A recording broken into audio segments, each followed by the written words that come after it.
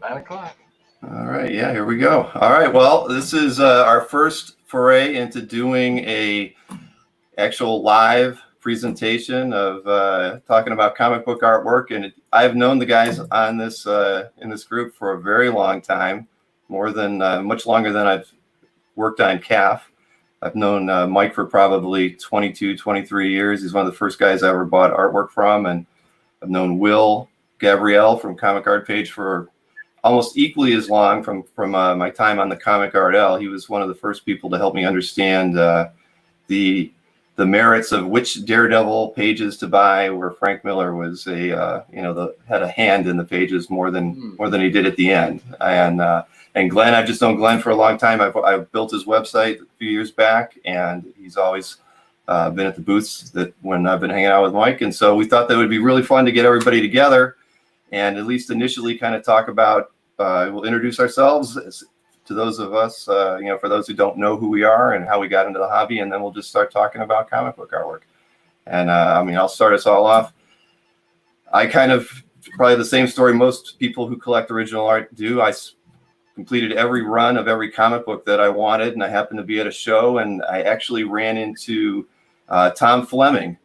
He was actually the first guy that I bought a piece of art from at a Wizard World show. It was like a Mike Miller X-Men movie prelim of something or other, and that was the thing that got me hooked. And after that, it was great to kind of find out that there was actually things on the internet about comic art, because before that, all I did was just collect books and didn't really know that there was this underbelly of a hobby that I didn't know even existed. I would, at the time, I'd even never even stop in Artist Alley to even look what was there.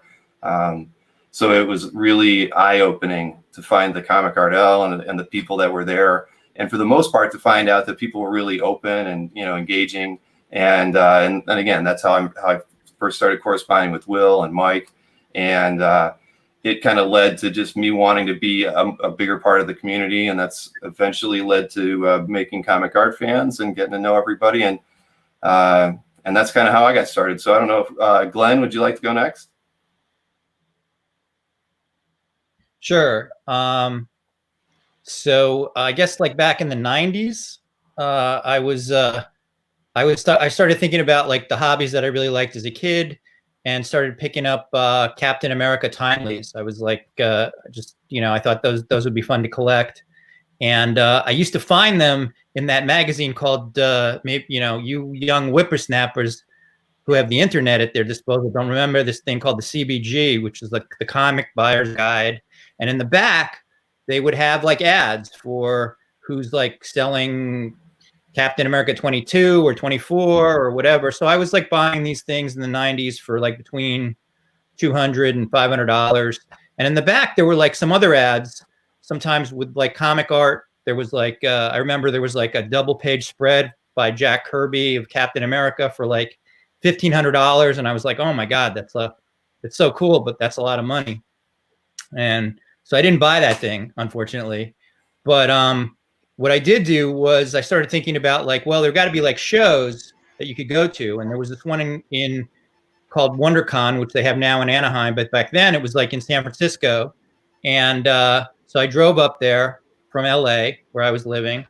And back then it was like the car show, you could walk up and buy a ticket without having to wait online or whatever, and walk right in basically. So I'm walking around and I see this guy that's got like a stack of comic art. He's also got comic books. And the thing that I really wanted to get at the time was a Romita Spider-Man page. That was the thing that I really wanted. And anyway, as it turned out, the guy who had this like stack of art was Bashara Malouf. And I started chatting with him, and he had 2 pages for sale. One page was Spider-Man 116 page that had like a double date between Mary Jane and Gwen and Peter. And at the bottom was like an image of Spider-Man. So it kind of had like, just about everything you'd want on a page. And the other page he had was like a battle page from Spider-Man 43 with Spider-Man battling the Rhino. That page was like $2,000, and the other page was like $500. So you know, I had like $1,000 to spend, and I tried to talk Bashara into basically selling me the Rhino page for $1,000. And he was like, oh, no, no, no, no, no. There's this guy in Ohio. You don't know him. He buys all these Spider-Man pages, but like he spends like $2,000 on a page, and I can't sell it for less than that. So basically, like I wound up getting the $500 page because I couldn't talk Bashara down. He was too tough on me. But anyway, when I got home, I looked in the CBG again, and I saw this ad from, actually it was like Mike Burkey's ad of like how he was buying like all these Ramita pages. And I thought, well, I should call this guy because maybe he'll sell something. If he's buying things, maybe like, you know, one day he'll like sell something. So I called Mike up. I don't know if you remember this, Mike, but I called you up and I asked you if you had any covers, any Ramita covers. And you were like, yeah, you know, I have a Ramita cover. I have a good one. I have like the 71 cover with Quicksilver. Yep. And I said, man, I'd love to buy that cover. And you were like, well, you know, I might sell the cover. I'm not sure. I think it's like about $5,000. But like back then, you wouldn't just sell like a Ramita thing. You were like, but you have to give me like a Ramita thing in exchange. As you know, like it has to be some kind of a trade. So I wound up trading you. I think I bought that cover from you for $5,000, and I had to throw in the page that I bought from Bashara because you wouldn't sell me the. I don't know if you remember, but you wouldn't sell me the cover to Amazing Spider-Man 71 from me, but I didn't know what the deal was. I just remember $5,000. Here's the 71 that you sold me. Just real quick, keep holding that up. Just a real quick funny story about that. I don't know if you ever heard the story of how I acquired that one. No, I remember you told me it was like you got it for like $800 though. No. The cover to Spidey 1, it was a cover like in the like Spider-Man 155 cover. Guy had, and he was selling it for $100. And I called him up. We agreed to a deal, and he goes, I can't find it. I go, I already sent you the money. He goes, I have this cover to Spidey 71. I'll sell it to you for $200. Oh, 200. Said, okay, I'll take the 71 for $200. All right. I always thought it was 800, but all right. And what's cool was I had already had the whole book to that back then, so that completed the book. But I didn't care about the cover. But anyway, so that's how I met Mike. That was like our first deal. Was I gave you that page and I bought that, and then like after we'd been chatting for a while, you introduced me to Will, and that's how I met Will. And that was I consider that like, you know, I'd bought like a few pages here and there, but like that like $5,000 item was the thing that like really sunk me into collecting comic art. I feel like that's when I really got the fever and got hooked to and I believe that was like 97, right? No, I think it was earlier. I think it was like either 94 or 95. Oh wow, I thought it was later than that. Yeah. All right. So anyway, that's my origin story. Do you remember the page from 43 that Bashara had? I'm assuming I got it maybe later. Yeah, I do. I never knew he had a 43 page. He wants to make sure he didn't miss this one. Right. Oh man, I think I own it. I'm guessing. I said I'll talk to Will. That was probably in part of our if you show me the pages you have to 43, I can identify it after I remember what it looked like, what was on it. Okay, but I would hate for you to miss out because it's only been 30 years or so. I'd like to think I got it at some point later, you know. But not from Bashara. I didn't get it from Bashara, to my knowledge. No, I think Bashara wound up selling it to a guy in San Francisco, and then he kept trying to get it back. That guy might still have it. Huh? Because I mean, it makes sense because he had it at WonderCon. Mike's not going to make it to the show telling him that. He's going to be on the phone to find this guy. All right. Well, you know what, Mike? I'll find it for you, buddy. I didn't mean to depress you. You didn't. I have almost all the pages to 43, so I'm thinking I probably have it, but I don't know. All right. I'm sure we'll talk after the show. We'll figure it out. Sure. All right. Well, hey, Will, you want to go? Yeah, go ahead, Will. Oh, I thought it was Mike's turn. Okay. We'll go with you. We'll save Mike for last. I have a pretty much typical origin story as well. I was, I mean, I've been collecting comics as long as I can remember, since I could read.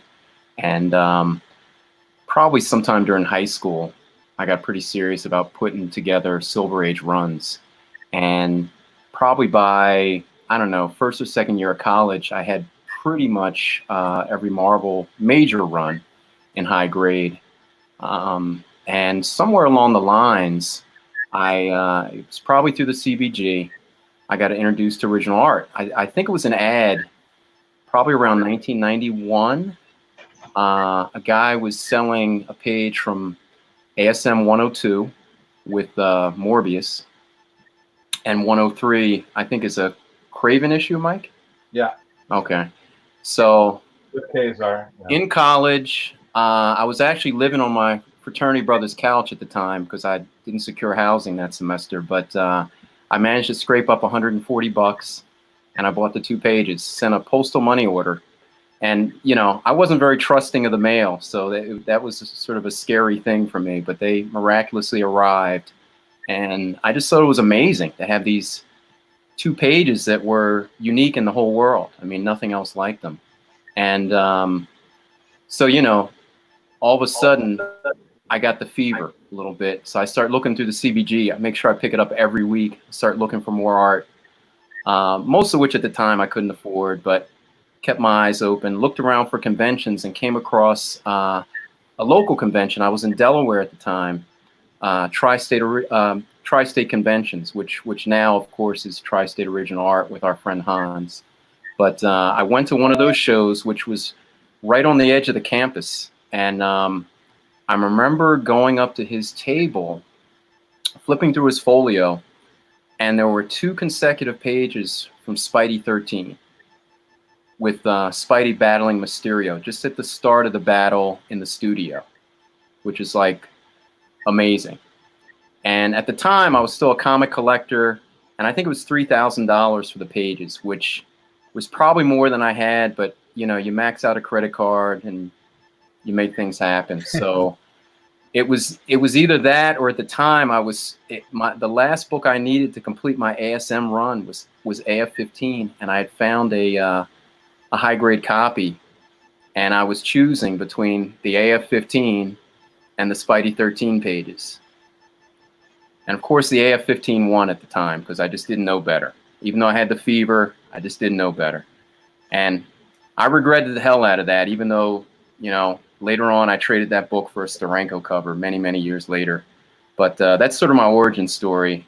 But what's more interesting, to sort of tie it in, I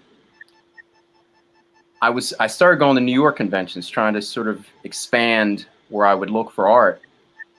And that's where I met a certain dealer that Glenn mentioned, Bashara.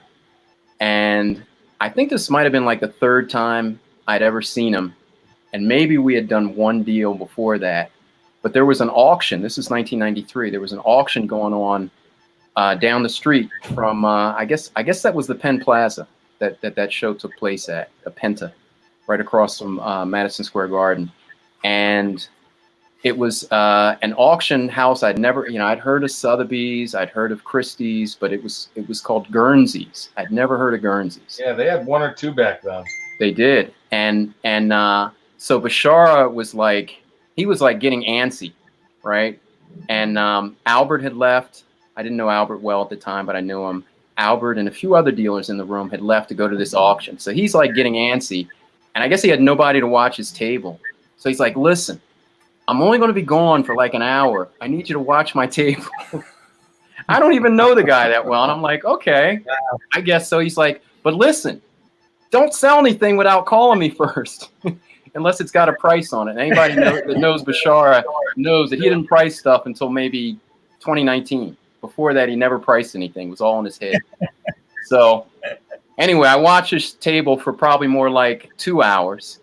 He comes back and he's carrying something under his arms, like a package. And I said, did you buy something? He's like, oh yeah, but he's like, I'll show you. But he's like, wait till like the people that were looking around his table, wait till they leave.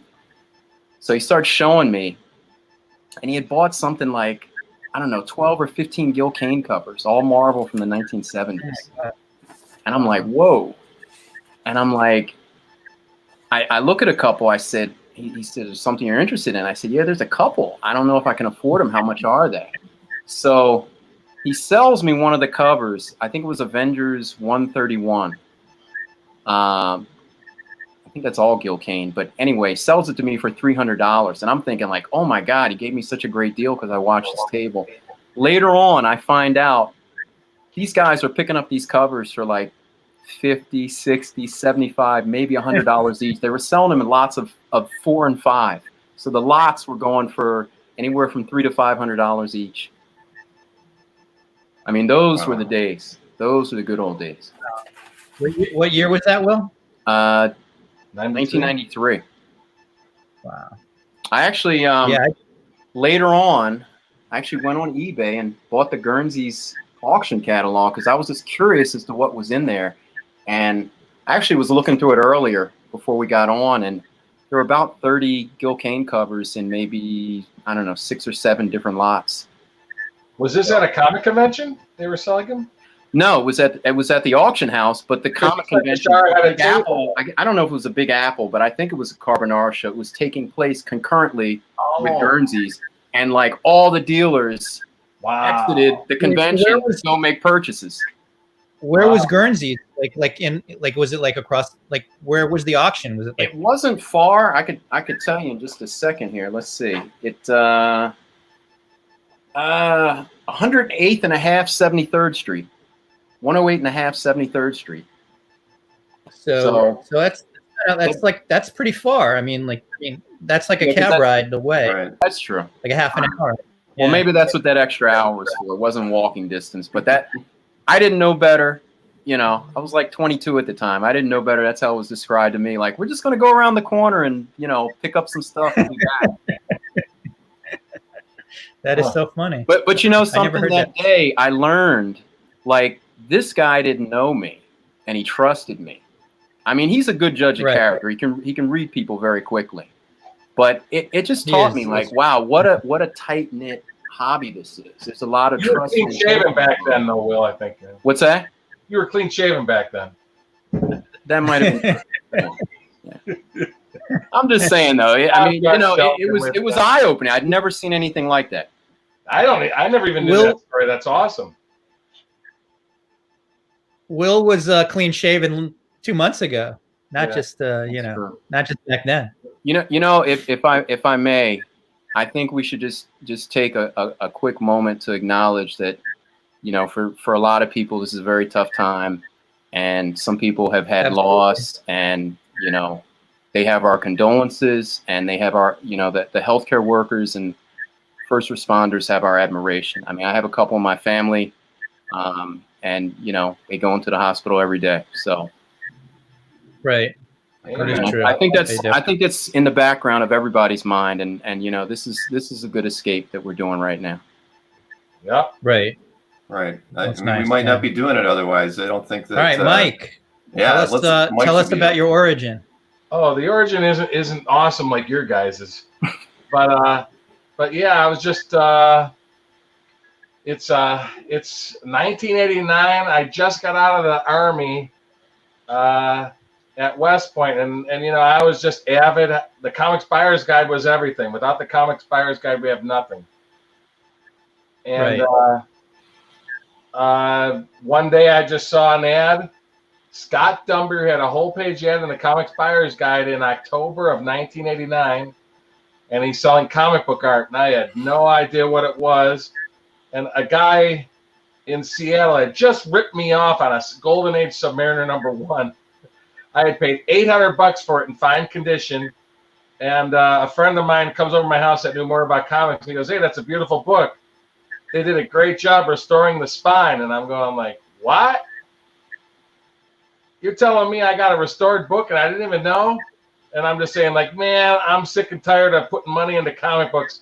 And I was just going through the Comics Buyer's Guide, and I saw this ad for Scott Dumber for original comic art, and I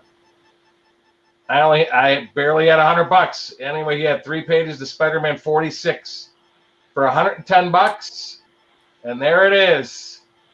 And Wow. I bought it. I had no idea what it was, but I bought it. And I got it in. I didn't know if it was 8 by 10. It didn't say sizes or anything. I bought it, and I got it in, and my whole life changed. And a month after I got that page, I called him back up. I go, do you still have the other 2 pages? And he said, yeah. And I bought them, and they were $110 and $125. And Bill's showing the pictures of them right now. And those are my They're first. cool. As soon as I got them in, a little light bulb just went off in my head. I said, this stuff is amazing. I have the only one in the world. I could have an AF-15 in mint condition, but I still have the only one in the world. Somebody else can still have a better comic book, but this art, I have the only one in the world. So Will and I have been talking privately, and we're willing to put our money together and double your investment. Yeah. I'll triple it. You said we could double. 71 cover. I'm sorry, I got to leave you behind. Yeah. So that was the start of it. But actually, what made me, even though I got in it, I didn't think about, and I started you start talking to people, and I started putting ads in the back of the Comics Buyer's Guide, just the little mini ads. What do you call the little mini ones in the back? The classifieds. Right. Classifieds in the back. That was how I found you. Yeah. Yeah, and a couple guys had pages, and they go, well, I'll only trade. I don't want to sell. And I'm thinking like, man, I guess I should start buying stuff that I don't collect, because I like Spider-Man. Believe it or not, Spider-Man, Punisher, and Wolverine are what I liked the most when I first started collecting. But Spider-Man the most. And I was lucky enough, obviously, to meet Mitch Ickowitz, because he was John Romita's agent. And after I started buying those pages, I realized Mitch started selling me twice a pages just like that for $40. And I started realizing that Scott Thumber was hosing me. I say that in fun, of course. But I go, well, you should demand your money back. I'm sure he'd love to give it back to you and get the page. I teased Scott all about that. He was charging me 3 times more than what Mitch was charging. And Mitch was selling, believe it or not, Mitch was selling complete Romita Spider-Man books pre-100 for $800 a story. Mm-hmm. And some of them didn't have the splash. They'd be $700. But the cool thing, what I realized, I started buying other pages, and I was telling Mitch, I don't have money, but I started buying other art. And that's when actually, again, another light went off in my head, where I would give Mitch some art to sell for me. And he goes, what did you pay for that? And I go, I paid $100. He goes, okay, I'll give you $100 for that. And I said, you're going to give me exactly what I paid for it, not half like what comic book dealers do? And that's when I said, okay, this stuff is one of a kind. It's way better than a comic book, because comic book dealers give you half guide. I said, and Mitch is a dealer, and he's going to give me full price in trade for other art he has. And that just told me that, okay, this art is a much better deal than comic books. Right. If I'm trading for other art, I'm going to get my value back as long as you bought something, at a realistic price. And he's not going to say, I'm going to give you 25 cents on the dollar. That just told me, like, okay, this art is pretty cool. And, and I had a long relationship with Mitch early on. And that was my start into comic book art collecting. That's still a pretty cool story, buddy. Back then, that's when the mail was like so important, because I remember like, doing deals with you guys, and you guys would like send me Xeroxes in the mail. And I, like we couldn't really do a deal until like the mail arrived, the Xeroxes would come and be like, so like I sent you a package of scans, like, or like photocopies. Copies. We'd look at them, and and then then I'd call you up and I'd go like, okay, I like the Spider-Man page. I like, the Wolverine page, whatever it is. And then we could work out a deal. But until we actually saw the images, if you didn't have the comic and it wasn't like, no, but listen, shortly thereafter, we were really getting funky, because we all got fax machines, and then you could fax these crappy thermal, copies of each other. But hey, it only took 3 minutes for it to come through, as opposed to a week in the mail. So in 1995, I got a fax machine, and I thought I was king of the world, boy. Yeah. Oh yeah. And then And then I even paid $1,500 for a Xerox copier just so I could make copies at home without having to go to Kinko's. And then 3 years later, that was gone. I bought a big copy machine from a guy, and I was all excited. I didn't have to go to Kinko's to make copies. And then 3 years later, get on the internet, it's obsolete and it's gone. You know, it's funny, just real quick, Mike. I don't know if you remember this. When we first started corresponding, we met through a mutual friend, acquaintance, Stu Deitcher, Dr. Stu Deitcher. You remember him? He came out to your house. I think he traded you a complete Spidey book, 106 or something. I gave him a near mint Tales of Suspense 39 for the complete book, for the complete Spidey book to Spidey 107. I'm sorry, 106, where Spider-Man battles the Spider Slayer. I remember. I went. He lived about 90 minutes from me, and I went. In the kitchen. He debriefed me on the whole visit to see you. So he started telling me what you had, and I was like, "Oh, he's got Romita Jr. Spider-Man covers. Okay." Yeah. So he gave me your contact. I got in contact with you, and I first started asking about, you know, JR Jr. ASM covers. Yeah, that's when we did the 238. 238, 242, a couple others, but at the same time, I was buying comics. This was like my hustle in college to make money. I was buying high-grade pre-hero books from a local comic dealer who claimed to have original art. So each, I guess I went to see him every other week. I'd pick up books. I'd press him. What do you have? What do you have? And after a few weeks, he starts telling me, he's like, "Oh, I have Romita Jr. ASM covers." So I'm like, okay. So finally he starts telling me which issues. He starts half the stuff he named you had, and I didn't know you at the time. And I'm like, okay, so who's telling the truth here? And then we finally did a deal. You sold me one of the covers, I think, for like $350. This would have been, I don't know, 1992, 3, somewhere around there. Yep. I get it in the mail. I'm holding my breath because I'm like, you know, I don't know what the hell I'm buying, if it's real or not. I get it in, it's real. So then I know this dealer is telling tales, right? Yeah. So I finally try and call him on it. Like, you know, why don't you bring these in? I'll pay you X amount of dollars. And every time, oh, I forgot them. Oh, I left them at home. Oh, you know, it was some. So anyway, at that point, I was done there. And I think I bought, you know, whatever you would sell me at the time. Yeah. But, you know, you didn't know. There was no internet. There was no scans, everything no email. was You had to rely on person-to-person or Xerox copies or maybe faxes. But if you weren't at a con, everything was on the honor system, you know? Absolutely. Right. People to rip people up. I hate to say it. I got ripped off. A guy in Australia in the mid-'90s sent me Xeroxes of Jack Kirby pages from like early FF issues. And I sent them a money order, I remember, for $7,000, and he sent me Xeroxes. So that was one of my big getting screwed over points in the 90s. I had to trust him. I said, okay, I'll send a money order, you know. But didn't happen, so. Yeah, back in those days. I remember, like, sorry, Bill, go ahead. Oh, no, I was going to say, it was like, I remember back in those days, you know, I started collecting after CBG, but I always heard the stories of the guys that overnighted the copy of the CBG to them so they could get a jump on every other guy. Yeah. You know, yeah. Did you guys all do that? Back in the day, Tom Horvitz lived in California. Yeah. Tom Horvitz would be like the first guy in the hobby to get the CBG, and he'd have first dibs on anything great in the classified. He was, and when he told me that, I started overnighting it too. So there was only a couple, and then when Mancuda got in, there was only a handful of people overnighting it, at least in original art. My buddy Jim D'Amico was doing it too, and he goes, "Oh, I got it." I go, "Oh, tell me what's in there." You know, he would get it overnighted too, and he'd get it a day before me. Honestly, it probably got like half a dozen pieces at most. Nothing like maybe one major piece in all that time. Before the internet, that was a big deal. Instead of like $150 a year for the CBG, I think it was like $1,100 to get it overnight. If something it was outrageous, but it was worth it for people. I just shared something, Bill, by the way, that the first cover Burkey sold me. Oh, did you? Oh, okay. Hey, let me pull that up. Oh, you have the 238 or 242? 242, yeah. 242, yeah.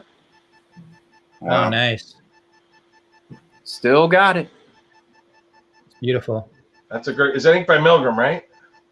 That is who did ink that? Macklin? Who is it? It's Austin. in the bottom left. Austin. Oh, wow. wow. Terry Austin. Terry Austin. I didn't even realize he inked an ASM cover. Wow. I brain farted. You caught me off guard. I brain farted for a moment. Yeah, that's Terry Austin. Giacoya did the interiors, but Austin did the cover. Very cool. That's beautiful. Very nice. He's a great inker.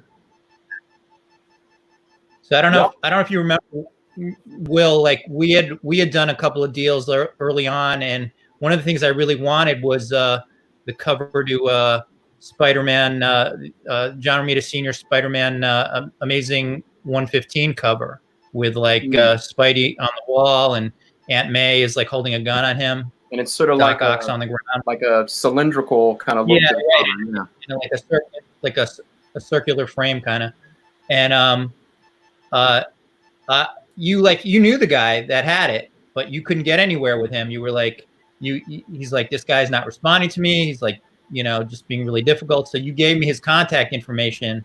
It's like this guy down in Florida, and I called him up, and like eventually I managed to make a deal with him. He sold me the 115, and he also sold me the 111. I think for like $3,000 each, and he sent them to me, but he sent them in this like ultra thin cardboard, like, you know, like literally, like it would have been like if you'd put them in an envelope, you know, like. And luckily they were okay. I mean, I got a package like that last week.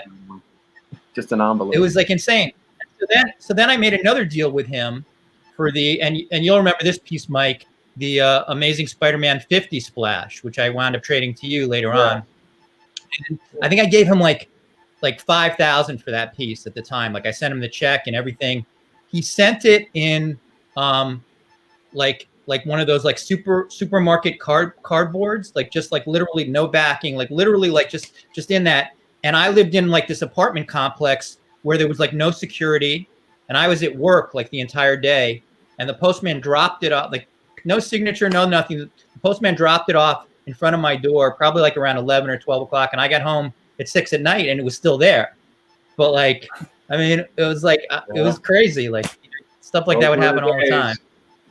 That guy, I remember. I apologize. I don't remember his name, but I remember he sold me a few things, and after he sold you something, it's like he pulled back, and I couldn't make headway, so I handed him over to you. And I remember after that second deal, he like was done with you, right? It was like the same thing. No, I got a bunch of pages from him, but like eventually he got annoyed and didn't want to. Yeah, I did a couple deals, and then he just like.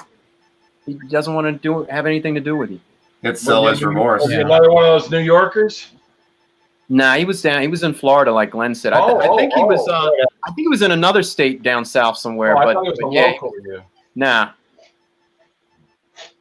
Yeah, well, I got a bunch of pages from like ASM 60 from him. I think I traded them all to you, Mike. I also got the splash. I remember I got the splash from you. And I remember getting the splash the 50 from you. Yeah. You got covers from me, I think. Yeah. Probably, I think the way with Burkey. You trade them pages and get your covers. Yeah. You should tell your Spidey 45 cover deal, Will. Spidey 45, man. It's funny before you even said that's what popped in my head. That's a good deal. We stayed up. I don't even remember. This would have been 1995, I think. It was 95. Okay, and we stayed up like worked on the deal at the Chicago Con. Yeah. No, but we had done the deal in advance, I thought. Right, we exchanged the pieces at the Comic Con. But we were up like night after night. I remember. You were like you went to work at like 5 or 6 in the morning, but you'd stay up till 3 or 4. I mean, it was crazy. I had to work at the hospital at 5:30 in the morning. Yeah, this guy. I was like, how does he do it? I don't have to be up at 5:30, but anyway, we stayed up several nights pounding out that deal. And I think at the time I did exactly what you were talking about early on. I actually like gathered I was buying pages that I knew I wasn't going to keep in the expectation I'd be able to trade them to you for something like that. Yeah. So I think at the time I had like maybe 12 or 13 twice up Romita Spider-Man pages. Yeah. Which other than you, I don't know anybody else that had that many, but I was like buying them wherever I could. And at the time, we used to equate covers were 3 times the value of a splash, and splashes were 3 times the value of a page. But a cover was 10 times the value of a page, not 9 times. For whatever reason, we rounded up. Right. So anyway, at the time you had gotten in the ASM 45 cover, which is the yellow comic with Spidey and the lizard, and I was like, I gotta have it. So I think I offered you like 10 pages, and you're like, 10 pages? I said, what happened to the whole equation we had going on? You're like, I'm not trading it for 10 pages. I'm like, shit. So then I go up to 11, and you're like, nope. I go up to 12. I think you did it for around 13 or 14. The 13th page was the best page. It's the one I held back. I had this 4-panel battle page from Spidey 51 with Spidey kicking it out with the Kingpin in every panel, just killing it. You have it now. There's a story. Well, a dealer, I won't mention his name. That's another story. Let me just finish real quick. That's another story, though. But no, I know where it came from. But anyway, the 13th page. But real quick, that page is the very first page ever that Spidey and Kingpin actually battle. That's the first battle. Okay. Well, I just knew it was a kick-ass page. Yeah. And so then I'm like, all right, here. I'm thinking like, I'll toss this in. And you're like, nah, buddy, I just don't want to do the deal. I'm like, I thought I said after that. So then I dug deep. You know what I gave you to finish it off that we valued at 2 twice-up pages? The Spidey poster art. I think it was from 89 or 90. But that huge poster was like 20 by 30, the original. And it had Spidey surrounded by all the villains. And it was like Ramita, I don't know, it might have been somebody else penciling, but it was Ramita Inks. But we put that in the value of 2 pages. And you're like, okay, I'll do the deal. And then, you would always add this, I'll do the deal, regrettably. But nothing's changed. I'll do, if it makes you happy, buddy, I'll do the deal, regrettably. Yeah. Are you talking about like, upside down? What's that? Which poster piece? The one with Spidey upside down? Yes. Huge Spidey upside down. With all the villains and everything, with Venom on it? Venom. Venom was a new villain at that point. Venom was on. Oh, that's the only time Ramita ever drew Venom. Yeah, believe it or not, I just sold that like last year. Oh, wow. Well, I mean, the second time. We agreed to because I think at the time we were like scared that we were like a little intimidated to send this much stuff through the mail because the value was like $15,000. Yes, the cover was $15,000 and pages were going for $1,000 back then. And you were like, you're like, well, I'm setting up in Chicago if you want to come out. So I got my cousin to come along with me to Chicago, and we went out there, and I got a table. It's the first time I set up at a major show. Did terrible. But anyway, I went out there to do the deal with you. I think we waited till like Sunday to do the deal. I don't know why we didn't do it right away, but I hand you all the pages, you hand me the cover, and I'm exhausted at the end of the weekend, but I'm so happy driving home. And I think I did the drive home in like 12 hours, like record time. But I was so happy. I kept looking in the back seat at the Spidey 45 cover, peering out at me between the luggage. And you still have it to this day, I'm proud to say. Yeah, I wish. What? I have all the pages I got from you. That went. I'm sure you did. But that you know what? You know what? It started bugging me as I got more Ramita covers. It started bugging me that it had light backgrounds. It didn't have very much in the way of backgrounds. So I ended up selling it to a certain acquaintance friend of ours in Northern California. Okay. Who you've gone out to visit. You know how I'm talking. Yeah. Uh-huh. That's who's that cover was super duper clean.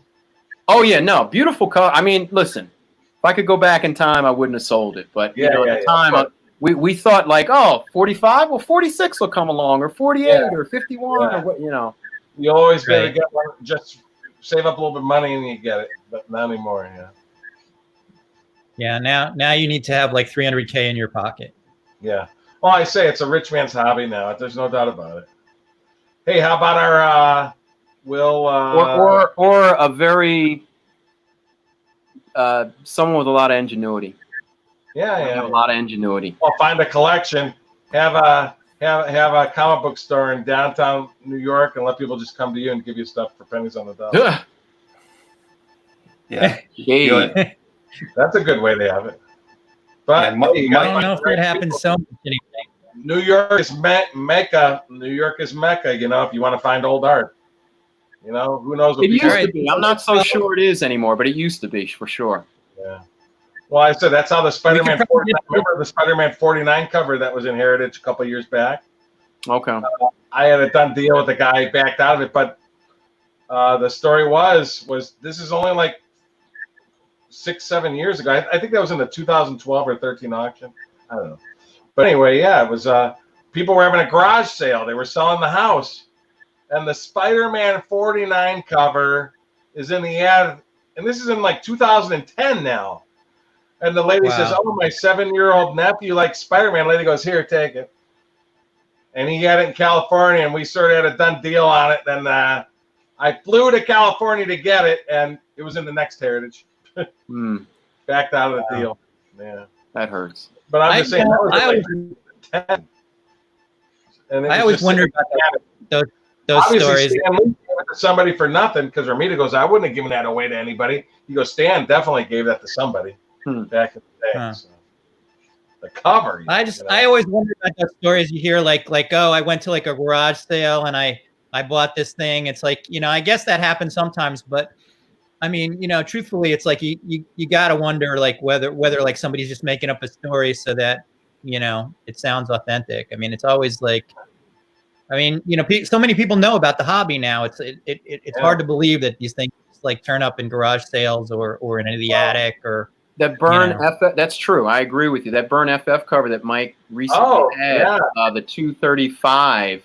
That was in like not a Goodwill, but something similar to a Goodwill. That was my Goodwill store just 2 years ago. She bought it for like $1. But it was amazing. The portfolio was $1 and the art was in there.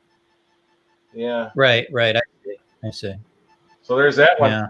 It's like finding the Declaration of Independence or something behind a that a Goodwill playing cards. Yeah.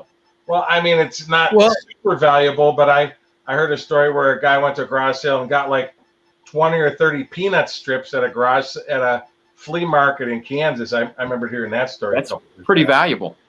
Yeah. You said it's not super valuable. That's pretty valuable. 20 or 30 peanuts. Yeah. Well. Mike, if you think all the good art is up in New York State, right now is a really good time for us to the four of us should just open a comic store. Back in the day, got to be right in Manhattan. To say, sell us your funny drawings with your funny books. One of us will be there Monday, the other will be there Tuesday, the other will be there Wednesday. We'll split all the profit. Done a good job with that in New York City already, so it's all drive-by right now. So. Yeah, I know it is, right? Nobody can see stuff, right? I said museums are just sitting there doing not much, right? The museum crowd, There's some exhibits just waiting to be seen. That's right. So what do you guys think about like how the economy is going to affect us going forward? Like, what do you think? Obviously, the last Heritage was like so much better than I thought it was going to be. I was really impressed by a lot of the prices, like really like the last high. Two, I thought bargain really well, but particularly the last one. No, the last one was some of the prices were even a bit shocking, I would say. I mean, they were strong, but there were a couple that were just downright shocking. From my experience, okay. No, I was thinking like I think we discussed this. Like I was thinking that like if this auction had happened a year ago, that like that what they were offering in the last session was like pretty mediocre, but the prices were like as high as if it had been like one of their very best auctions. So that's what really surprised me. And I'm really curious to see what happens not only in Comic Link but in July, because I am really, really surprised at the strength of this hobby at this point. Right now, it just seems like people are just picking things up. And I mean, you guys obviously have websites and are selling stuff. Like I feel like there are like more eyes on the website, more people picking stuff up than they have been, certainly as much as ever, So I am like, I'm pleasantly surprised by that, but I'm a little shocked at the same time. Well, I can tell you from my own experience, not even just right now, but if you go back to the Great Recession, 2008, thereabouts. I mean, in the very beginning, I would say sales slowed down, but within a few months, I mean, even though the recession wasn't letting up, it was probably getting worse. sales really picked up. I mean, like probably one of my stronger years. I mean, I think what happens is sometimes people that are investing in the stock market or maybe other commodities, they're pulling that money and they're putting it into something tangible like collectibles. Maybe they feel like they have more direct control over it. But you know what some like to call blue chip collectibles, which have, you know, long-standing history of going up in value and having, you know, a lot of demand. I mean, they seem like they're not going anywhere, and it almost seems like economic downturns actually help, you know, hobbies, businesses like this to some degree. I mean, I would certainly say there are a lot of eyes on the websites. The overall number of deals that I've been doing is probably a little bit down, but the bottom line is not. Maybe it's just the right combination of selling the right things. I would say I'm doing less trading than I've been doing, but I mean, I think overall, you know, obviously people are suffering and struggling, but maybe that is not the average person in this hobby, and it seems like people are buying. You're right. I mean, sales have I think overall suffered.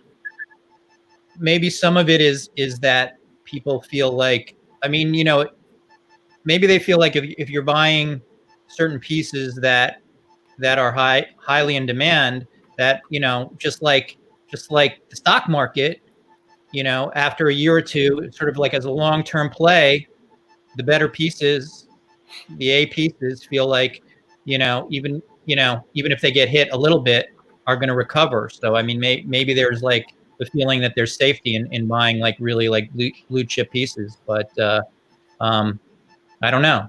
I am really surprised at the strength and depth of the hobby so far, and I guess we'll, you know, as things worsen, you know, I assume they're gonna, with 14 million people out of work, they're gonna continue to be bad for a while.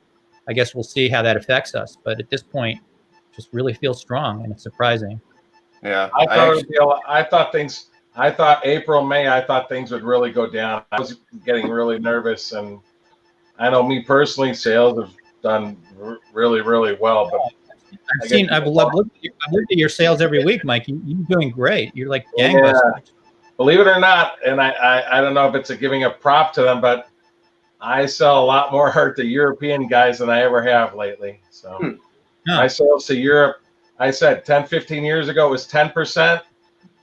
3-4 years ago it was like 20%. Now probably 1/3 of everything I sell leaves the country. Wow. And that's unusual because it's not like the euro or the pound is right right now. I mean, when the pound is like $1.6 instead of 1.15 or 1.2 like it is now. I mean, when it was 1.6, they were buying like crazy. I just think there's more hardcore baby boomer guys that have money now that just love comics like us, but they're on the other side of the world and they're getting there. They want to get in on it, and I just think that there's a lot more collectors getting in our hobby that are in the 30 to 50 year range, to 30 to 50 years old, that want art. You know?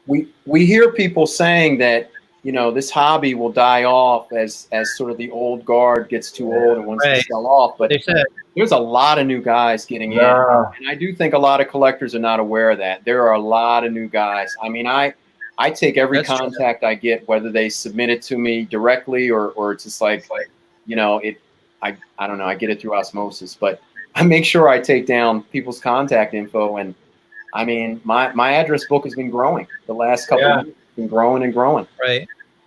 Now I've been selling to more guys like in their early 30s that are collectors, and you know, and it surprises me, like, you know, they're not just buying small pieces, they're buying bigger pieces too. No, I mean, I've been getting a lot of first timers that are spending thousands of dollars, and I'm going like, wow. And then they all say, I didn't know this stuff existed, you know, just like we used to say. Yeah. So I think our hobby is pretty strong, and obviously the movies sure do help. Can't lie about that, but superheroes people love, and that's just, you know. But I mean, I don't want us to paint a completely rosy picture. I do think there is some material that is going to sort of flatten, but it's not the highly in demand, 60s, 70s Marvel. Oh, correct. Kirby. Like DC art. I'll tell you what, think about right. it. 20 years ago, DC and Marvel art were like, Marvel was probably like 10, 20, 30% higher than DC for Silver Age pages and covers.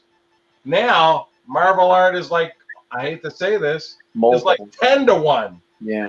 I mean, I would have said 5, but Yeah. a great Hawkman or Batman cover is 50 grand, and a great FF cover is 500 grand. I mean, Right. 20 years ago, the covers were, I mean, Marvel was always more, but not that much more. But now, I mean, it's like 8 to 1, 10 to 1, a Marvel to DC of the same era. But it's all just Marvels were greater stories. That's just absolutely, but not even just the price, but the art. The pool of buyers for the Marvel stuff is much deeper. Correct. But I'm just surprised that the DC stuff has not taken off like Marvel has. It's just amazing for the same era stuff. 60s DC, 60s Marvel. I think classics though are classics, and I think that stuff. I agree. We've been saying it for years, but some of that really classic 60s DC is over. But I do think a lot of it again is the movies are spurning. Come on, look at. Yeah, I was just going to say, like, if Warner Brothers gets their act together with the movies and they start putting out like a great Superman movie, a great Batman movie, do you think that'll change the interest level in the DC art? You think that? I think it could, because believe it or not, I think other than like your Miller and Neil Adams, I actually think Wonder Woman art sells better than Superman and Batman right now. Oh yeah, absolutely. Wonder Woman art is very selling. And you know what? Because it sells better than Batman and Superman for me. There are not just the regular male collectors that we've seen for years, but there's a lot of female collectors that buy Wonder Woman art. They buy other art too, but there definitely is a lot of interest in Wonder Woman. I agree.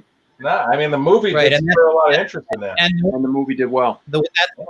That's the one good movie that Warner Brothers released that really did well too. Yeah. No, agree with that. Sure. But overall, I think the market is strong. But I will say, I do think we'll see how it goes by September, because I still think we're going to be in a lull business-wise through the summer. So I think by September we're going to know if the next auction for Heritage is July 9th to 11th. That's coming up. Right. Then they got another one. I thought it was October. They said their next one after that is September. So we'll see if prices keep going up and up after that. We'll see. I actually ran some market reports just to kind of see where we were at year to date compared to last year, and ironically, we're almost at the same point. We're about 21. At this point in time, last year we were at 21 million even in sales from the resources that we track through Heritage and the dealers and eBay, and this year we're at 21.2 million. So the auction houses are almost identical. There's only a $200,000 uptick in the dealer sales that I'm tracking, and that could be just because I actually work more with more dealers, so I'm actually tracking a few more sales than I might have before. So it's ironically almost the same. Whereas in 2018 it was only it was at 12.5 million. So it's a big leap, but it hasn't grown over last year, but it's still really strong because there's no year going back in time anywhere near those. And just to be clear, I know you said it, but just to be clear, that is auction houses and dealer sales combined, multiple dealers and several auction houses combined. Correct. But for like this year, of the 21.2 million, 18.5 is from auction houses and 2.7 would be from dealers. Wow. Yeah. And last year it was 18.5 with auction houses, but 2.5 from dealers. We need a bigger piece of the pie. Yeah, they're we do. They're 9 times bigger, huh? Yeah, surprisingly. But I mean, it's probably all marketing, right? When people are looking to, they don't think to go to you guys. They take it someplace else. Heritage pops up all over my computer, no matter what I do. That's true. All over. They're looking at you right now, Mike. Right. That I click on them. I will say the one good thing about Heritage is, I click on their archives for comps and stuff. So I enjoy that feature, being able to look up past stuff. And past sales and see what, click on an artist and see what's sold. I mean, that's a good reference. So I like it a lot. Without throwing too much shade or naming names, let's just say that other auction houses would do well to follow that example. Yeah, it's good to have a database. Their archives available. Yeah. I've tried. Well, and also, everybody should be subscribed to the data that Bill gives, because, like, you can just on CAF. I'm enjoying Bill's sales reports. I like them. I think it's fascinating. So. And I think I'm trying to keep it interesting. Good help to the hobby. You know. Yeah. I especially like I like that you put up like the top 10 sales or whatever, but I also like that you can deep dive into it and really, like, look at what, all of us, all the dealers are doing, down to, like, a few $100s to see, like, what, right. where there are some people that are, like, selling things for $200 and $300 like multiple times that aren't listed, but they're doing quite well. And so it's interesting to see, that data as well. Well, I've got a long list of things that we need to work on programmatically, so I can report on more of that each week. I mean, I could run reports, but they would take really long. But I can get I need to get some free time for my wife to do that. As soon as Comic Art Live is over and we're done with all the programming for that, there's a lot that I want to automate in that will be able to help me extract better data, like I'd like to be able to easily say, Anthony sold more than Albert that week, or or Mike sold more than Panel Page that week, and be able to do it without having. Yeah. Yeah, and we'll have like little trophy graphics that'll go. Well, Bill, it's time to put your wife on salary. She is. She probably makes more than I do, or she earns more than I do. I come up with the ideas and she does all the work. And anytime I ask her, for her opinion on something, she's like, just tell me what to do. Don't ask me the color you want it or how it's supposed to work. Just give me a spec. She doesn't care. I wish she loved the hobby as much as I did, but she's just nuts and bolts. She doesn't care, but she's worth every penny. That's for sure. Maureen's a good gal. That's right. Good job. I was watching people.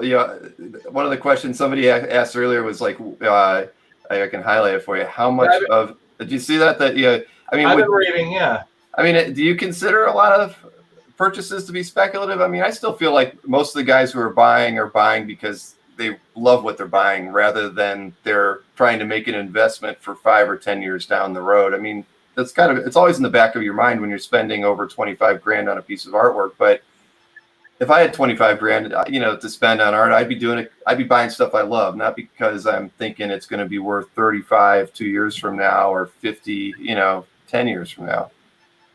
Yeah, I think a speculator is going to get burned in this hobby. You have to buy it because you love it, and if you get stuck with it, you're not stuck with it because that's what you love. But I think there's always speculators that buy based on value, but I think I know a couple of guys that bought a bunch of stuff high end, and they just sold it for less. I go, why'd you do it? They go, just because I thought it was worth more. I go, well, if you buy what you love first, you're never going to lose out. So. Well, I look at it a little differently. I think, like, if you're spending like 5,000 or 10,000, like, if you're spending a couple grand, like, okay, you can buy a purchase for just based on love. But I think at a certain level, if you have a family and you have other concerns, I think you have to look at, like, where your love and where commercial viability, like, converge. I think you have to take it into account and really sort of think about, like, those kind of purchases, so that that when trouble comes around, you're able to get out of this stuff at a reasonable number. Right. I don't know. That's just my thought. But, my question for you guys then, like, luckily for me, you guys are all selling and you're meeting new buyers all the time. I mean, how many buyers come to you with the idea that they're, is this a good investment? I mean, does that question get asked a lot with new buyers to you? It happens on occasion. You'll get that question. Am I overpaying for this? Or which is strangely, I don't know, it's kind of odd that they're either really trusting you or they're testing you, or, it's like, yeah, you're overpaying, buy it anyway from me. But I mean, if somebody asks me, I'll tell them, listen, this is what I think it's worth. If I have it priced above market, this is the reason why. And but I would, just to build on what Glenn and Mike have said, I would say there was a point in time, especially going back when things were much less expensive, that it wasn't a thought. I mean, it wasn't a consideration. Am I buying this and is it going to be worth more? I mean, when you're buying something you honestly love, you enjoy, and it's a couple $100, I don't think you're worried about, is it going to be worth more money? Because that could be like a nice dinner and a movie. I mean, but now, where we're at now, where you can add a 0 or 2 or more, I think Glenn's right that you at least consider, can I get my money back? I mean, I think only in special cases do you go, it doesn't matter, I love this, I'm buying it no matter what. But I think it is in the back of most people's minds. But to go back to your original question, Bill, and what the viewer Alex asked, I mean, I think there is speculation, but it's a pretty small percentage. I mean, most of the guys that really truly speculate, if they don't know what they're doing, they get burned and they get out. Because they usually get burned in a big way. They take a big hit and they're done. So, 95 to 98% is people buying because they enjoy it. And maybe there's like 2%, maybe as much as 5% that are speculating on some level, which doesn't have to be nefarious, by the way. It could just be somebody. I would say less than an opportunity. Speculative for sure. Yeah. All right, that's good. Mm-hmm. Uh-oh, I hear that sound we were all noticing before. So let's Oh. You hearing anything? Mike's Bill? mic. yeah. Mike's mic. Yeah, we're gonna fix that. So now I have something to pose Yeah, go ahead. to our group. Does Okay. I mean, I think we told a couple interesting stories, that had maybe a little bit of a funny twist. But does anybody have any particularly funny stories when they look back? Well, I mean, I can always we can do the origin story for Calf though, and it's real short and sweet, and it involves Mike Burkey too. It's like both the your stories too. Yeah, it was around 1999, and through the Comic Art-L, Burkey was having he was promoting a get together at his house to buy art, buy his art, and he was supplying. Well, just an art gathering where people always sell art. Pizza and soft drinks and all that kind of stuff, and he does live nearby here, so. I met him over there, and he basically had lots of tubs of artwork all around the house. He pulled them all into this sunken living room, and he threw a couple of us, at the bins, and everything was cheap, $300 pages, crap. I mean, it wasn't crap. I bought a bunch of it. $300 is not crap. Back in that time, it was good. I mean, it was stuff I wanted. Art snobs. But but my problem was that Burkey and all these guys that I didn't know, guys like that had been around for a while. So all you guys had known Burkey during, Ethan Roberts, so he was like the main guy in the room talking about everything. When Ethan talks, you can't get to talk; you just have to listen. Yeah. Wait, did you say Ethan? Ethan Roberts would be. Oh there. yeah. Ethan, right. He would hold court. Ethan talks, he takes. Right. I mean, he was there. I didn't, at the time I didn't know who he was, but he was there. I mean, there were. But yeah, so you guys got to hang out and look at all the great artwork at the dining room table, and I had to sit on the floor, in the other room. I couldn't. I don't even think I got any pizza because you guys ate all the pizza in the other room. I got maybe a glass of Coke, and I got to spend $500 or $600. That was your fault. You were intimidated. I can't help it. Well, that's Mike. You put Bill at the kids' table during Thanksgiving dinner. That's what you Right. Table when they Who was it? Our buddy from Toledo. Who was that? Everybody else was eating at that big oak table with the cushioned chairs, and Bill was at like the folding card table. Stuff doesn't keep your eye It out. wasn't even that good. I had a plastic fork and knife too. That's right. You were on the sitting ground. with Dave Morris, right? You were sitting in the Yes. corner with Dave Morris. Yeah, Dave was there. Yeah, Believe it or not, Walt Simonson was supposed to come, and because he's from Cleveland, Ohio, or his parents, I guess. Walt Simonson was supposed to come. I was all excited, and then somebody said something happened. He couldn't make it, but he was supposed to come that day. But so at the end of the day, when were you going to put Walt at the kids' table too? No, we'd give him a special seat. I hope so. Yeah. But I left Mike's house that evening vowing that I would do something. I'd find a way to get everybody, to become a part of the hobby, because I felt like I wasn't invited to hang out with you guys, even though I drove all that way to be there. So I figured, all right, I'll just make a site and everybody's going to have to get to know me. And Mike, that was it. You know, how many people roughly were there? I remember that was the biggest one I think we ever had.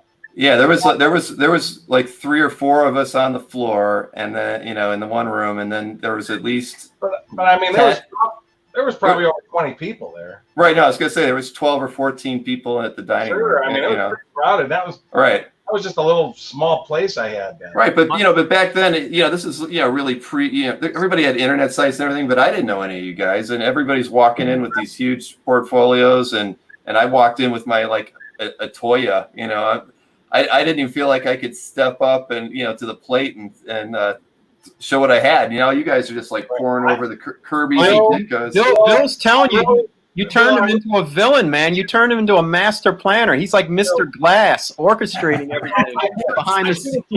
Push you to get in, Bill, but I just thought kindly of you. Yeah. Mike, if Bill comes over to your house, you should put him at the kids' table, because look, he'll build a whole other website. It'll be awesome. Bill's been over many times. Oh, he gets to sit at the main table now. Finally, yeah. So yeah, that's my only funny story though. I don't have as good a story as you guys. Those were the days. Well, Mike has a funny story that me and Glenn always like to hear, but it's too much profanity, so we'll have to move on from it. Which story is that? No, we're not going there. But one time after a show, we all went out to dinner. I think this was the New York Comic Con, and we were staying in Secaucus, and I think we all went out to dinner at that, I can't think of the name of the seafood place, but it was like Hans, his wife, Mary, Burkey, me. I don't know who else was there. There's a few other people there. But Mike broke out into pose. He starts reciting poetry that he wrote while he was at West Point, right? Yeah. I wrote poetry when I was in the Army. And he stood up in the dining room and he starts. But I mean, these poems were like 3-4 minutes long, and he remembered them with expression. And it was amazing. Long. I still have them all memorized. It was hilarious, but it was amazing. Yeah. Well, but that same attribute and is not even like no poem about Peter Parker. No, nothing about comics. You have to work on that. I was sick in the Army, so I wrote poetry. Yeah. It's all good. I didn't know I did that. Well, that's cool.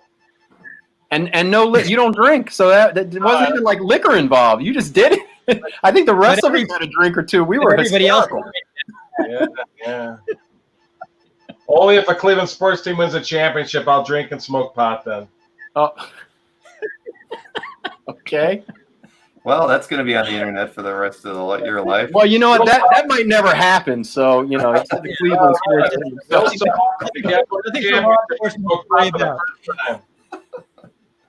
Oh, man. Might never, ever happen. So, yep. But I would like to see the poetry again, Burkey, at some point. We'll have to get you. I've actually had some published, believe it or not. Huh. Oh, happy days. But I don't do it now because I do too much art. Back then, I had all the time in the world. You have tons of time before you get into this hobby. Not since then. True. Quite true. That's one thing that I hear a lot of people say, you were at the, and I wasn't at the beginning. I mean, I started in '91. That was hardly the beginning of the hobby. But I hear a lot of people say that, like, oh, you're so lucky. And I was fortunate. Don't get it twisted. I do feel that way. But I don't think a lot of people realize, you and I have had this conversation, Mike, the amount of sleep that has been lost, the amount of time that we've all put in because you couldn't just Google what you wanted to learn on the internet. You had to research it. You had to talk to people. You had to go to conventions. You had to write letters, get on the phone for hours. I mean, Mike and I used to stay on the phone for 2-3 hours, a couple times a week, working out deals, trading stories, learning stuff. Before the internet, I used to have $400 phone bills. One month, I had a phone bill with a comma in it. Yeah, I'm serious. But I routinely had several $100 phone bill. That's how much time you would spend. I remember when that one company came out, the dime line, 10 cents a minute. I switched immediately from AT&T because they had a dime line, 10 cents a minute. I go, oh my God, this is awesome. Yeah, because there were long distance calls. Now there's like no such thing. But yeah, long distance calls. The good old days. Ravenna, Ohio used to come up on my phone bill quite a bit. All the time. I always said, I remember doing a deal with Frank Giella because, Frank back in the day he was friends with Don Heck. And he got a whole bunch of Don Heck Amazing Spider-Man pages from issue 60 and 61. And, Frank's a great guy, but sometimes he's always saying, like, I don't know if I should do this. You know how Frank is. And I kept him on the phone till 3 a.m. in the morning, and I had to be at work at 4:30 at the hospital. I'm going, Frank, come on, I'll add this piece. Frank, come on. You got 7 pages of Spider-Man 61. Let's just do the deal. I'll add this other piece. Please, Frank, what do you say? And he goes, okay. I go, okay, I got to go to bed. I remember that. I could tell when you got tired, you start slurring your words a bit. That's when it was getting time for your alarm to go off, and you start slurring your words. I remember I'd fall asleep on the phone with you sometimes. That's true. With the lights off, and you keep saying, come on, buddy, let's get this deal done. I'm going like, man, I got to go to sleep. I think I probably got a deal or two done with you because you were like half asleep. And I'm like, come on, just say yes. You're like, oh, okay, let me get the phone. The pre-internet days, that's how it was. They were fun times, though. They were. Fun times. They now were. we can't get you guys to return text. You guys were on the phone for hours, but now you can't return a text. I know. Oh, shade. Yeah. Oh, yeah. They could just pretend they didn't read it. It's all good. Nah, I always return a text. It might be a few hours. Yeah, it's all good. We have lives. It's all good. It's true. Glenn is on top of his text. So when's our next chat, Bill? Well, I think we can do it weekly. You want to do that? Yeah, why not? All right. Let's see what the public says. Yeah. Well, Yeah. I mean, I think it'll be good. yeah. This was fun. This has been fun. I mean, We can also open it up. yeah. Do you want to open it up to like more questions, Bill? Like we could also do that. What I was saying is, if we run out of stuff to say, you could always pick out because I'm looking to the right side here, and a lot of people have interesting comments. You can always pop up some comments, and we all discuss certain people's comments next time around. Yeah. I don't even see the comments. Oh, I see them now. I've been following them the whole time. A lot of people have had some interesting comments. Yeah. Right. I didn't. I just noticed them. Now I see them. Yeah, there are a lot of comments. I said, I think next time, I think it's fun. We'll start taking questions. So. Right. Okay, good idea. Yeah. I just. But like with the question from Samuel about commissions and whatnot, I think that a lot of guys, I mean, the one thing that I think we've all seen in the last 2 months with comics not being produced is art reps, they don't have any art to sell.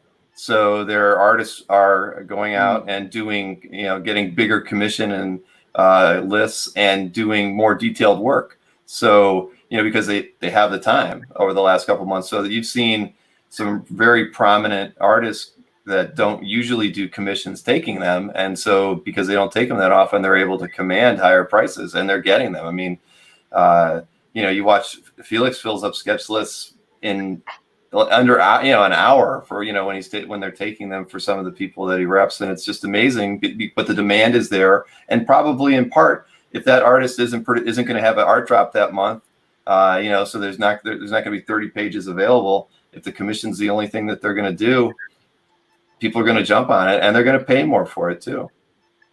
Hey, I just have to say real quick, because Mike was following the comments, and maybe you were aware, Bill, but me and Glenn weren't. This is a new format for all of us, so you have to excuse us. There's a learning curve here, because I'm like, wow, there were questions here. You know, people Right. probably feel like we're ignoring them, and I just wasn't even aware there were comments and questions. Right. Yeah, no, I didn't notice them until just a couple of minutes ago. So yeah. Yeah, no, I just found out about it last night late from Bill. So You can blame me. it's all good. Well, I was like, there's there. Yeah. Yeah. There was someone actually wrote in there, Mike, that they like your art write-ups. It was early on. I was going to highlight it, but I thought it'd just go to your head, so I wasn't going to show it. You can tell me that I'm great. It's okay. It's all right. I will say, though, part of me wishes I do tell people, though, I go, think about it. A lot of this art we're selling, it's costs as much as a car and then some. And I'm going like, when somebody sells a car, they show 27 pictures and they have this write-up. I go, I think it's almost unfair to put up a $5,000 or $10,000 piece of art and just put one image with pencil or an inker. I just think it's doing a disservice to the buyer by not at least explaining a little bit more. That's all. Right. You know? Well, true. I mean, I could put up a lot more. I got like 10,000 pieces of art here I want to get up, but I always say, oh, I'm just going to put up all the images and do descriptions later. And I go, I can't do it. I just feel it's a disservice and I can't do it. But I'd like to just put it up and then do descriptions later. 10,000. You've been I thought it was 4,000. No, you've been buying, man. Yeah. So you've never been to Burkey's house. When you go into his office, there's piles of unopened heritage boxes and stuff like all laying around.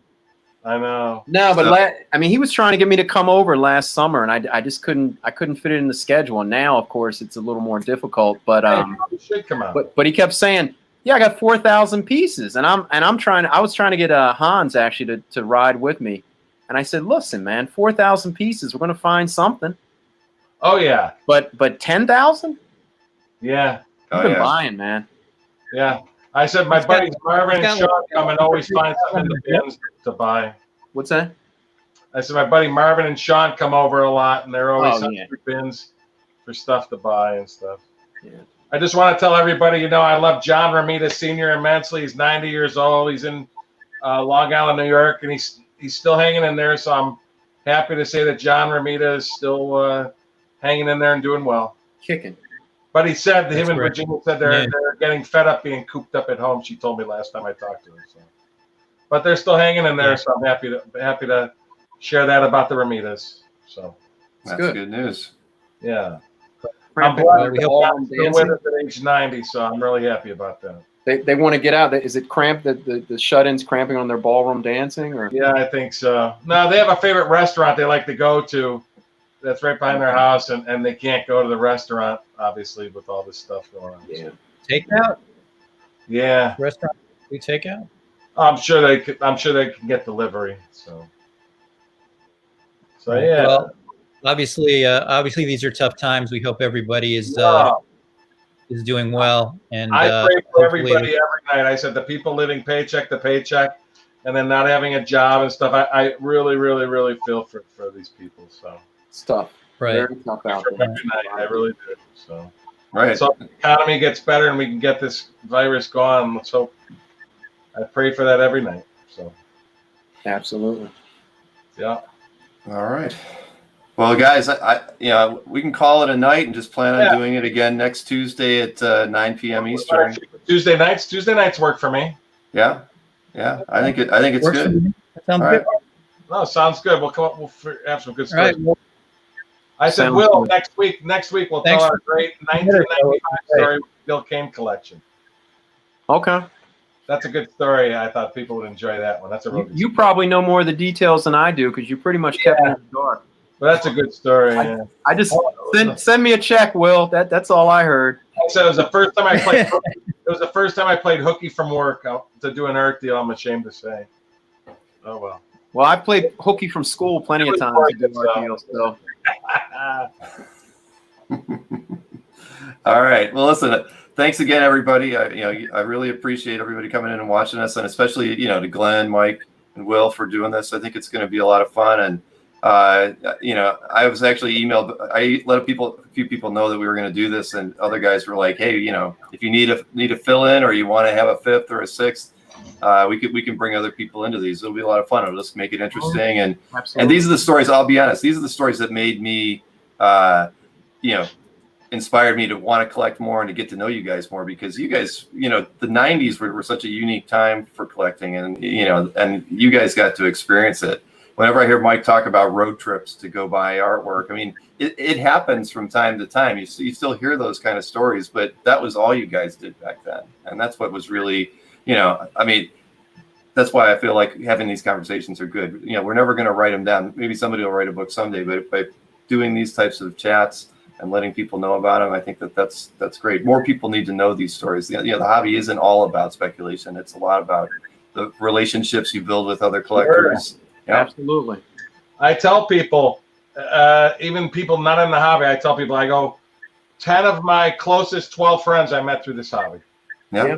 So you know what? So it's more than just selling this and that. It's all about the friendships you make. I mean, literally all my closest friends I met through comic art collecting. I mean, none of them are pictured with me on here, but I mean, the rest of them. I'm sorry. Now, you know what? I've told that people. Was a little joke. All that shade always coming from Burkey, but now I tell people all the time.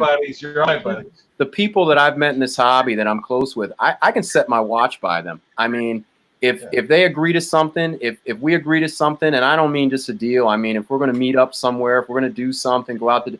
I mean, I can set my watch by it. We can make a plan 10 months ago, and if we say, hey, we're going to meet in New York City at this cafe at this time, I show up and I know they're going to be there.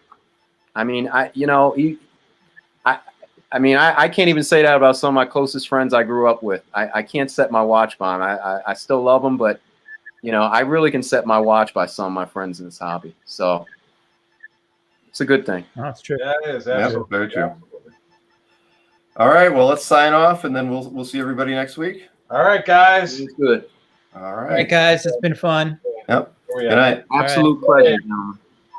Have a good night. All right. Okay, take care, guys.